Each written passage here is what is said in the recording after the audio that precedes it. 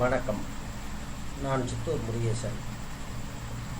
இந்த நியூஸ்7 நியூஸ் சேனலில் ஏதோ ஒரு விவாதம் நடந்துதான். அதில் மதிமாறன் என்பவர் என்னமோ பேசிவிட்டாராம். அவர் நாராயணன் என்பவர் அவரை பேசவே விடலையாம். இது தொடர்பாக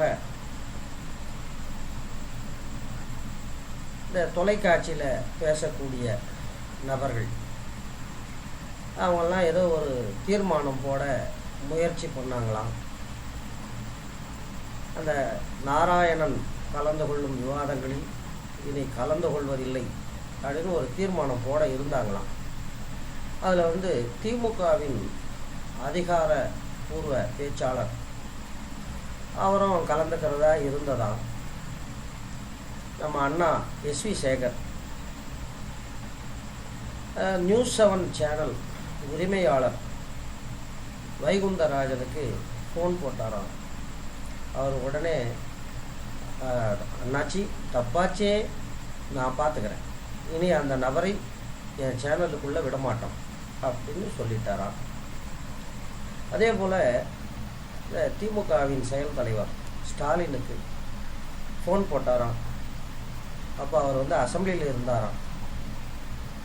உடனே அவர் நான் அப்புறம் கூப்பிடுறேன் பிரதர் அப்படின்னு சொன்னாராம். மறுபடி கூப்பிட்டாராம். இதையெல்லாம் பார்க்கும்போது எனக்கு உண்மையிலேயே இந்த வர்ணாசிரம தர்மம் அது மேலே ஒரு மரியாதை வருது. பாருங்க, அந்த அண்ணா எஸ்வி சேகருக்கு என்ன ஒரு வாக் சுத்தி இருக்கணும் பாருங்க. வைகுந்தராஜன்லாம் எவ்வளோ பெரிய ஆள், எவ்வளோ பெரிய கை. அண்ணன் ஃபோன் போட்டதும் அவர் உடனே எடுக்கிறார். தப்பாச்சே, இனி அந்த நபரை உள்ளே விடமாட்டோம் அப்படின்னு சொல்கிறார். இதில் நம்ம சேகர் அண்ணா அந்த நிகழ்ச்சியின் ஒருங்கிணைப்பாளர் நெல்சன் மேலே கூட கம்ப்ளைண்ட் பண்ணியிருக்கார். அதையும் பார்த்துக்கிறோம் அப்படின்னு சொல்லியிருக்கார். அதாக அது என்ன சொல்கிறது, அப்படியே அந்த ஜீன் டு ஜீன் வருது பார்த்தீங்களா, அது ஒரு தெய்வாம்சம். அது அந்த தெய்வாம்சம், அந்த கவர்ச்சி, வாக்கு சுத்தி, என்ன ஒரு செல்வாக்கு பாருங்க. எதிர்கால முதல்வர், தமிழகத்தின் தலையெழுத்து, திமுகவின் செயல் தலைவர் ஸ்டாலின் அந்த பக்கத்து நியாயத்தை கூட கேட்காம உடனே அவரே கால் பண்ணி சொல்றார்.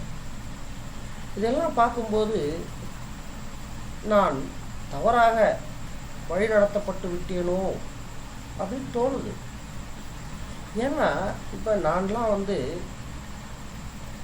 2016 பிப்ரவரியில் இருந்து கலைஞருக்கு கடிதம் போட்டுக்கிட்டே இருக்கேன். கோபாலபுரத்துக்கு போடுறேன், அறிவாலயத்துக்கு போடுறேன், காவேரி மருத்துவமனைக்கு போடுறேன், நோ ரெஸ்பான்ஸ்.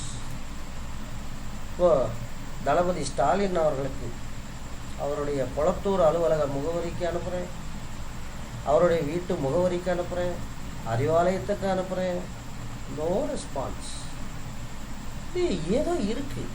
மொத்தத்தில் நம்ம பெரியவங்க முட்டாள் கிடையாது. அவங்க ஒரு நீண்ட நெடிய ஆராய்ச்சிக்கு பிறகு, அவதானிப்புக்கு பிறகு இந்த வர்ணாசிரம தர்மத்தெல்லாம் கொண்டு வந்திருக்கணும். பாருங்க, இப்போ நாமளும் படிக்கிறோம், அதையும் பெரியார் போட்ட பிச்சை அப்படின்னு சொல்லிடுறாங்க. அது வேற கதை. நாமளும் படிக்கிறோம், நாமளும் தினசரி குளிக்கிறோம், நாமளும் சாமி கும்பிடுறோம், நாமளும் கோயிலுக்கு போகிறோம், எல்லாம் பண்ணுறோம், மந்திரம் ஜபிக்கிறோம்.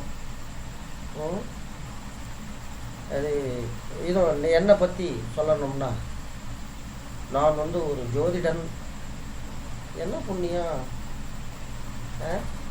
பாருங்க, அதுதான் அந்த பிராமண குலத்தின் அந்த சிறப்பு. அதான் பாருங்க. இப்போ அண்ணன் வந்து எந்த பதவியிலையும் இல்லை. இதுக்கு முன்னையாச்சும் ஏதோ எம்எல்ஏவாக இருந்தார், ஏதோ சென்சார் போர்டு உறுப்பினராக இருந்தார், அது வேற கதை. இப்போ அதுவும் கிடையாது, எந்த பதவியும் கிடையாது.